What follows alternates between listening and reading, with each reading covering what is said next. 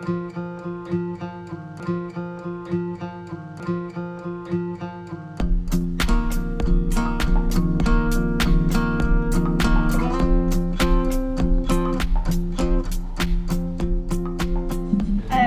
really pleased to announce our keynote speaker, Lesley Riddoch, as I actually met her when I was a young lass in Edinburgh about 20 years ago. And as a 25-year-old, I saw this lady, probably the first woman I've seen in a leadership position, and one who was really well respected. So it's no surprise to know that she's an award-winning broadcaster, writer. She writes weekly columns for The Scotsman, national newspaper, a regular contributor to The Guardian, BBC Question Time, Any Questions, STV Scotland Tonight. And she's also founder and director of Nordic Horizons, a policy group that brings Nordic experts to the Scottish Parliament.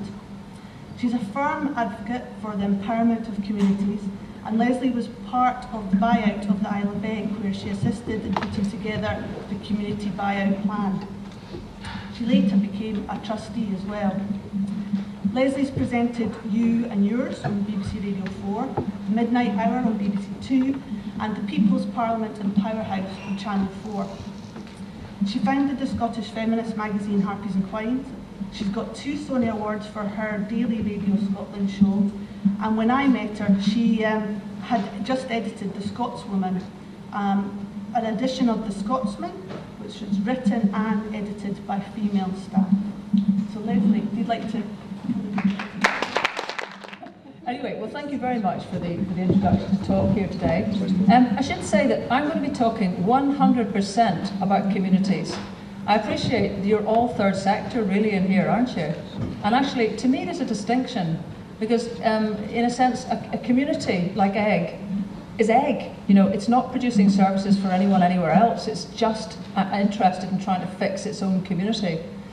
And this question of community empowerment is an interesting one because, to a large degree, some of the barriers that Fabio was talking about are barriers that are really placed in the way of communities realising their own power. And so some of what we're talking about, this may seem like semantics, but I hope I'll show you it's not, is really a question of just getting out of the road a lot of the stuff that holds communities back from doing a lot of stuff themselves. And that's actually sometimes without the help of third sector. That is communities doing what they would be doing in almost every country except Britain, because we have an exceptionally strange setup, which I think gets in the way. Anyway, let me not blather, let me just try to start off. This is just me giving my sort of local credentials here. Yes, indeed, that is me with a slightly different hair colour, but it comes to many of us girls. I don't know if any of you can picture the scene there. This is my where we used to come for 2 weeks every summer for most of my childhood. Our grandparents at Ordequill. My grandfather, Lesley Riddoch, was a fairly renowned Eagle Star insurance broker. In almost every audience, people suddenly go, "That's him!" The other thing that might distinguish him was that he used to go around distributing insurance policies with a monkey in a sidecar. I don't know how many other people did that, actually, but that seemed to be fairly distinctive.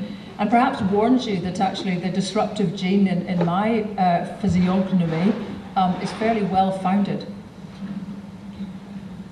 Now, you were talking in the introduction about the Nordics, and to me this is kind of useful, because what I'm trying to do in this wee session here is just talk about how well communities work in Scotland, but actually pose a really bigger question, which is how well we're doing in terms of the strength of communities in a sort of North European context.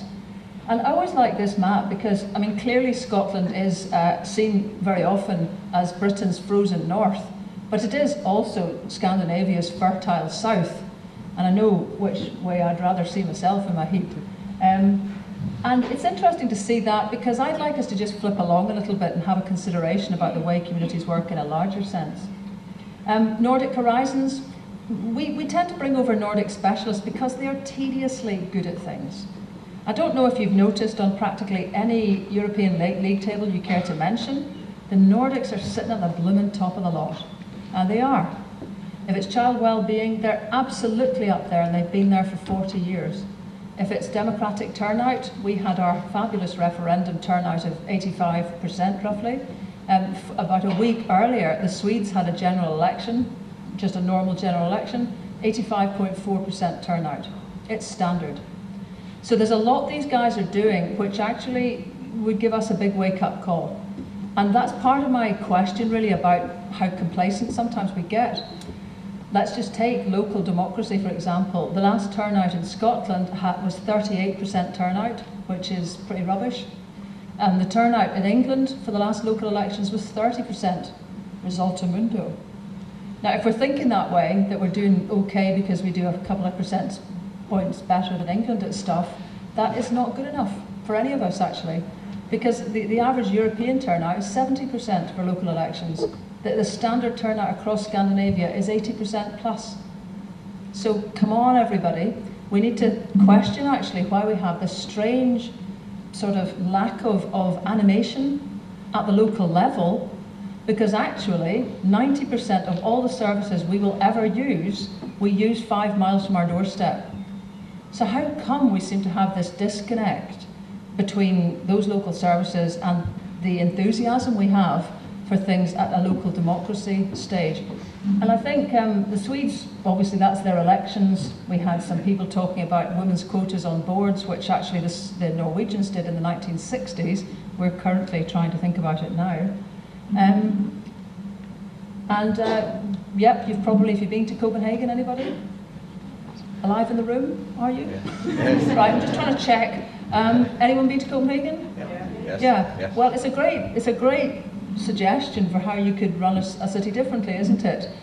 From the big city's point of view, because cycling is absolutely standard. It didn't get there on its own. And this is the point. Managing how you deal with local areas is really important. Equally, Oslo, anyone been to Oslo?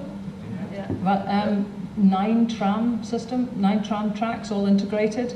Edinburgh, eat your heart out. So, you know, there's a lot that we can learn from the Nordics, and that's where I began to get interested. There's a bigger thing, actually, when it comes to this question of community. And it came to me like a moment of epiphany, actually, a couple of days ago, thinking about this event. In Norway, community means the local municipality. It means government. Because municipalities are so small, many of them are 2,000 people, that Elgin would be a large municipality. In Scotland, it ain't even a council. Now, in Scotland, community means volunteers, because, you know, councils are enormous. Councils are a strategic size. And I really want to kind of just spend a wee second talking about this, because it's a very, very important distinction. Should I just say, this is not getting at councillors, this is looking at structures. Because I think sometimes structures are holding communities back. In fact, I would say they totally are in Scotland. And whilst people are making a lot of effort to make things live and to join the dots, we're struggling, I think, all the time with a wrong-sized local democracy.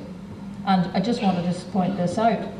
Here you are, this is only the southern half of Norway, by the way. They have 429 local councils who perform mostly the same functions as our councils, of which we have only 32. Now, Norway and Scotland have both got 5 million of a population, so that is a whopping difference. And it's typical. Norway is actually far more typical of the rest of Europe than we are. We're way out on our own. The average council in Scotland has 165,000 people. The average across the whole of Europe is 14,000. If you look at very successful countries like Germany, for example, the average council size there is just 7,000 people. Now, if you're going back to this question about communities, I'd say, a community is probably smaller than 7,000 people. But for sure, something like where we're standing at the moment is a community that understands itself as a community that works that way. And I think the problem for Scotland is that we basically merged far too much, and towns have no power. Villages have absolutely no power. Islands have no power, apart from the lucky few, Orkney, Shetland, and the larger Western Isles. And that's a difficulty that I think we have to undo. How do we get to question this? I think it's by getting involved in the communities that exist at the moment, and then beginning to realise what huge benefits we get if we actually pulled more power right down to community level. So I wanted to just give you a tale of two towns, because to me this demonstrates where a lot of differences are between communities here and there. Anyone been to Wick? Yeah. Of course you have. It is the most fabulous town in the north of Scotland. It happens to be where my mum came from. Anyone been to Hammerfest? Well, Hammerfest is actually the world's northernmost town. And in 1900 you'll see that both towns looked fairly similar. Wick was a massive herring port, and Hammerfest, right at the top of Norway, was a massive cod port. But then things changed, and this demonstrates a wee bit about the difficulty of community. Hammerfest became the first town in Northern Europe, arguably, because there's always arguments about statements like that, to get street lighting. And you might think, so what? But actually, if you lived through 3 months of Arctic pitch darkness, you'd appreciate it. What they did is they put a hydro on a wee river at the back of the energy house there today, and they got enough energy off of it to get 5 street lights. Whoa! So they funded it by a tax on beer, which the fishermen weren't that keen about. It actually broke down a year in, and they were extremely not keen on that, but it turned out that it just wasn't insulated well enough. No one had ever put kit like this so far north. When they did that, put it back in with a better drop, they got enough energy for a light in every house in Hammerfest.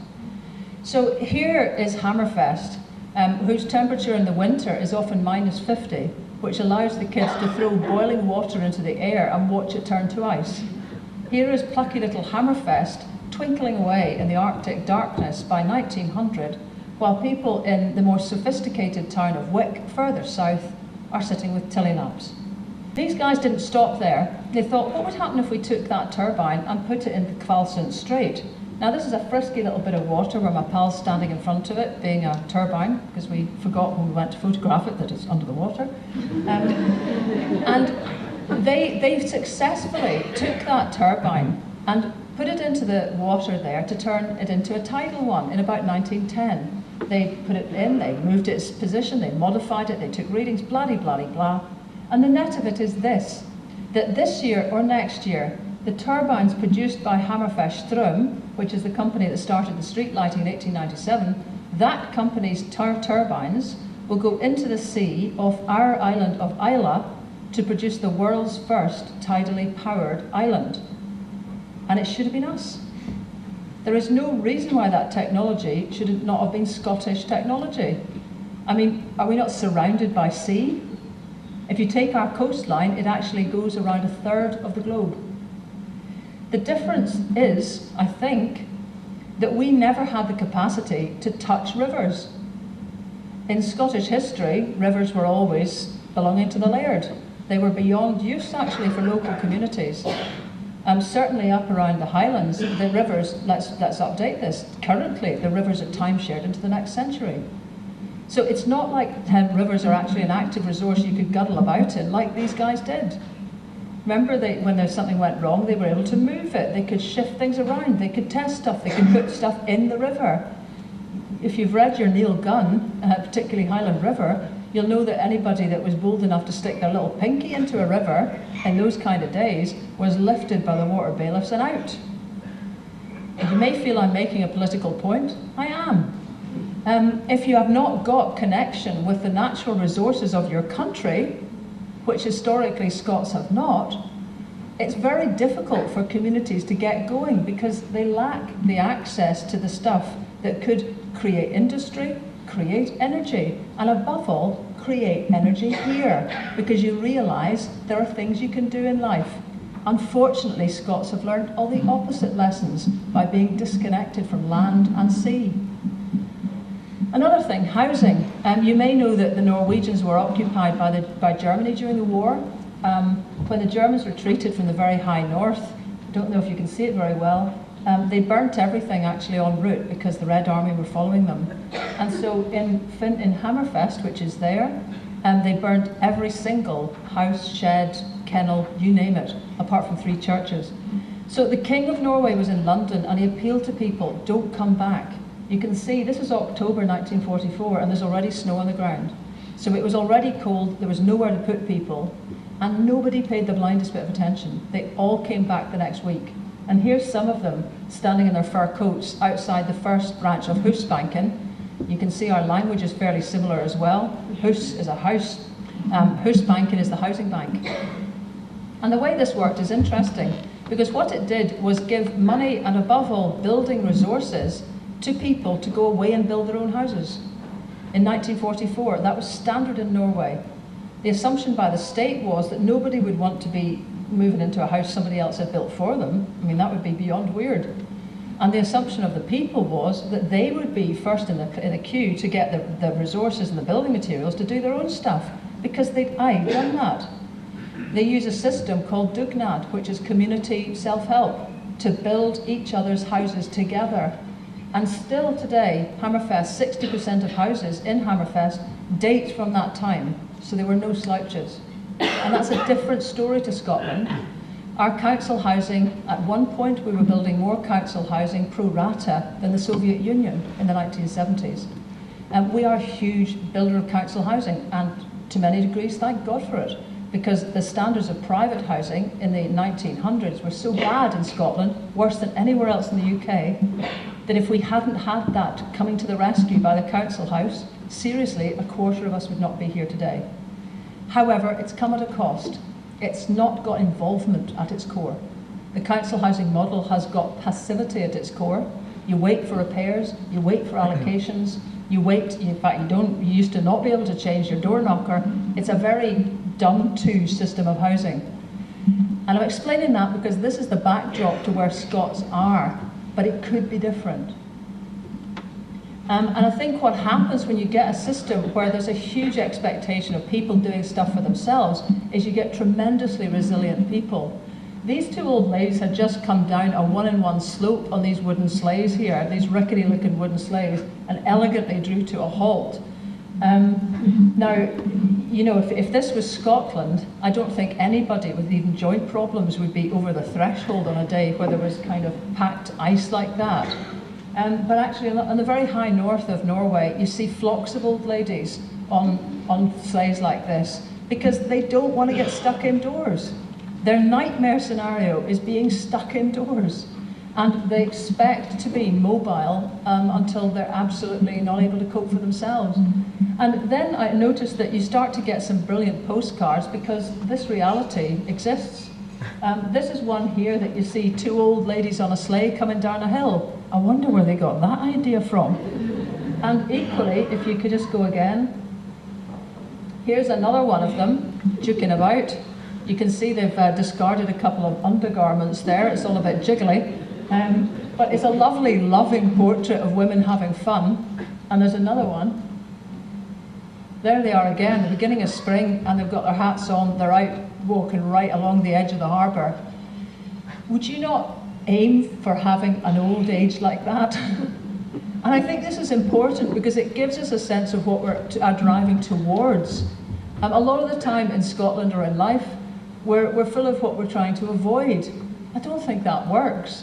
I think we need to have a pretty clear idea of what we're heading towards. And to me, we're heading towards communities which support old people so well that it's older people have the confidence and the ability to have fun as long as they possibly can.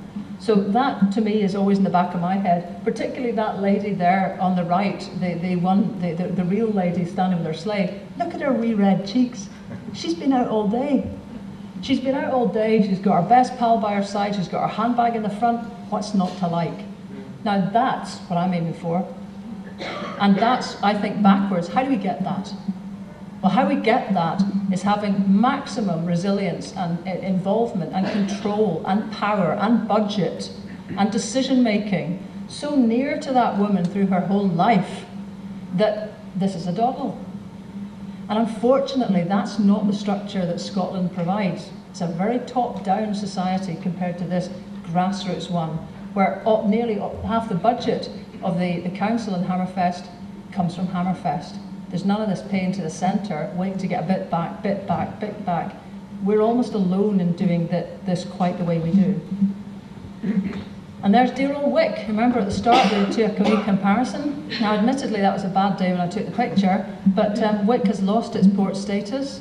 It's got a drugs problem, lots of wee towns have. And I think one of its biggest problems is it doesn't control pretty well anything about itself. It can't revive itself because the power to do that lies in Inverness. And this is just to show you something. I mean, the councillors in here will be presumably feeling a little bit got at, and I am trying to say it's structures I'm talking about here entirely. But on the left is what we now call local councils in Scotland. On the right is what our council map would look like if we had the European average size of council. Now, I get that you're quite a quiet audience, but I'm hoping you'll see there's a difference there. In fact, there are 517 councils there, and that is normal.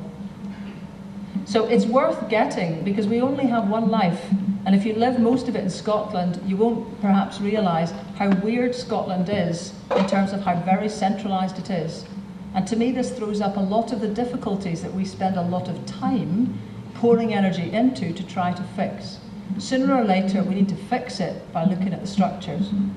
But meantime, oh, and there's just some of the statistics again. It's hard for you to see, but the thing that's quite interesting, you can see all the different countries, and there is the kind of median population of each. Scotland's way out on its own, but the thing that's interesting to me too is the actual physical size of the average council. In Germany, which has probably got the most efficient economy in Europe, it's 15 square kilometres. Now that is Elgin size. In Scotland, it's 990 square kilometres is the average size of a council. Now look at Norway and Sweden. Half their physical geography is in the Arctic Circle, and they still have smaller councils than us. So I know I'm giving a major plea here because I do every time I can now. I think we need to think about what structures we've got in Scotland, because otherwise a lot of our energy, I think, is spent supporting structures that are almost bound to fail. However, in the meantime, communities come to the rescue, and they have to, because there's no real underpinning local democracy at the community level. I may sound insulting to community councils, but their average budget in Scotland is £400 a year.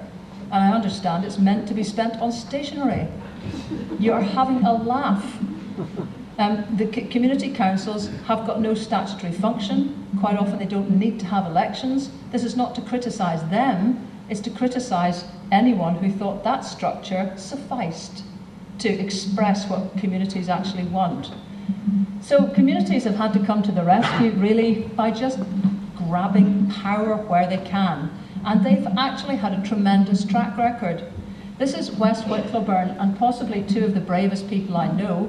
This is Phil Welsh and Muriel Alcorn. West Whittlowburn is in Rutherglen in South Glasgow, and in 1989 Glasgow Council had refurbishment cash, lots of it. But it decided to spend it all on East Whittlowburn on the right because it was low rise, it's easier to retrofit. So the guys in the tower blocks realised they were stuffed. They had verandas falling off, they had wind coming straight through badly fitted windows, all the stuff you've heard about tower blocks, they had it. And they realised they were going to be stuck like that for decades. At the time there was a Tory government whose only advantage, in my opinion, was that it was offering money to communities like this to take their housing out of council control, because as you'll remember, they had a big downer on council houses. So, you know, holding their noses, these communists in West Whittlowburn took the money after 6 months of getting the vote up to 70%, because they felt they needed to have an overwhelming mandate to do this. Because bear in mind, you don't go back and then say, oh, sorry, we've made a bit of a mess of it, can we just give you our tower blocks back? You know, they needed to do this. And on the 29th of November 1989, these folk woke up as the proud owners of 900 of the worst flats in Europe. Now, if that's not courage, I don't know what is. Because, to be honest, the council had run screaming from the blocks. It said, we can't fix them. And it had actually run screaming from them. They also picked up 11 folk who were in a dicky position, a couple of epileptic fits, another couple of falls, and saved 11 lives within the first 5 years. But more importantly, perhaps, they put a buzzer, a sort of panic buzzer, into the flat of every elderly person. So if somebody just felt in the middle of the night that they just weren't well, they could press the button. They had 24-hour Janny control, and a Janny would come up and talk to them all night if necessary, because that was their job. Now, the amount that that has contributed towards or rather has taken away from the National Health Service, because these are the moments where old people get admitted to hospital, and very often they don't get out because there is no home environment. There's not enough support in their individual flat. Not in West Whitlawburn, because these guys created a community because they owned the asset. They could decide every aspect of how that place was run. In stark contrast, in the east, here you see furniture pickup written on the ground. This was in response to a pretty normal problem, which is trying to get rid of things like sofas and mattresses when the council hasn't quite coordinated when to come and pick it up, or you're at work, or whatever. This happened here in the east. This is the council-owned area, and somebody just stuck a mattress out at the side of one of these houses. The kids set it on fire. It nearly asphyxiated the folk in the flats. So the solution was to write furniture pickup on the ground outside the flat. Now if you've got a sofa or a mattress, you drag it to this point. The council still don't pick it up very quickly, probably. The kids still set it on fire, but nobody's dead. Now, which system would you rather live in? There's a difficulty in the delivery, the fine-tuned delivery of things in councils that are quite as big as they are, I think, or in fact in any organisation that's just that size. Whereas something that's got 900 flats, and which is completely run, this is a fully mutual housing cooperative, it's not a housing association, there are no professionals on the board. This is completely run by the tenants of West Whitlawburn. And when I said to them, you know, where did you pick up the management experience to do this? Did you have, how did you do that? They guffawed with laughter. Management experience, you've got to be joking. And then somebody said, yeah, but Phil, you were actually a shop steward of the Boilermakers Union for 37 years. Is that not management experience? And Phil ran not one, but 3 junior football teams. Now, I used to think junior football teams were like 14-year-olds. They're not. They're fully grown men like you in the audience, and you're animals. And he ran 3 of them. You know, no management experience. Muriel was a nurse. Well, of course, there's no management in being a nurse, is there? And the other 2 key women in this were shop assistants. They were sole shop assistants in one of the most difficult areas of Glasgow. They mediated the community day in, day out on their own. Nae polis, nae backup, nae cavalry, just them. And they had no management experience. The only thing these guys lacked was a whole string of letters after their names. And this is a big problem for Scotland, because too often people who come from a professional background look at folk from not a professional background and see only the absence of skills. The mercy was that I think the professionals had so little confidence that West Whitlawburn would hack it that they didn't interfere. And the native wit of people allowed to calmly decide how to run something with full control over every aspect of it came to the fore, and they've done very well. These are high stakes. We have to understand that this is not just a kind of talking exercise. The business of people, what they do with their energy in life, and whether they're able to pour that energy into the place around them, which they call home, that actually almost defines health, I think now. And the inability to do it creates very angry, resentful people who turn their energy against themselves. Too often, it's a very Scottish thing. But there have been, of course, you mentioned egg, and I'll just close on this, huge advantages and upbeat messages to come out of communities that have, the very hard way, have managed to sort of liberate themselves, if you like. That's Keith Schellenberg, who did, I think, have a house somewhere near the parish here at one point. And that's one of the more recent inhabitants of Egg. That's Dean, who kayaked over on the handover day, 12th of June 1997, for the party, and never went home. He met a lassie, he settled down, and that's their bairn. And the beauty of this is that the long period that it took for the Egg residents, really, to change their thinking about themselves from being broken victims of absentee landlords to being the capable island residents who were ready to take on the entire running of their island, and in fact finally realised they always had been. Because if you get it, an absentee landlord is not there doing the work, you are. The adjustment that has to be made is mostly up here. And when they asked for help, the public gave it. The money that was raised to buy Egg Out, the first island bought back from landowners in Scottish history, £1.56 million was all given by the public, bar £17,000 from the government sources. And if you had sat there at people's kitchens opening those letters, you would have been in tears. It was so moving. But when they got to the stage that they owned the land, what did they do with it? Well, they gave it for free to young people who could come and build houses. And they could build pretty decent houses, because actually most of the cost of houses is land here, because 500 people own half of Scotland, and land prices are therefore sky high because of the scarcity. If you take that out of the equation, by gum you can get a decent house for about 30 or 40,000. And if you get your friends working together on it, because you're all young and you've got some energy, you can pull the cost down even more. Is this reminding you of somewhere? This is Norwegian. This is Dugnad.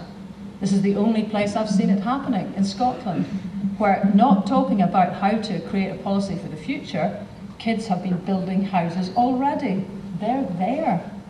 And the beauty of it is that if they go on to sell the house on the open market, they have to pay half the money back to the Isle of Wight Trust, so that they can do the whole thing all over again.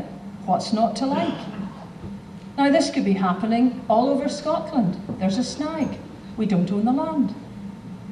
So when it comes to this question of a community, I'm just making a clearly strong plea that in the business of your day and in the rest of the contribution that you make, and it's a huge one, to trying to make Scotland the vital, animated place that we actually know it is, you have a wee thought about whether or not we need more, whether we need more structural change to release the energy that is there.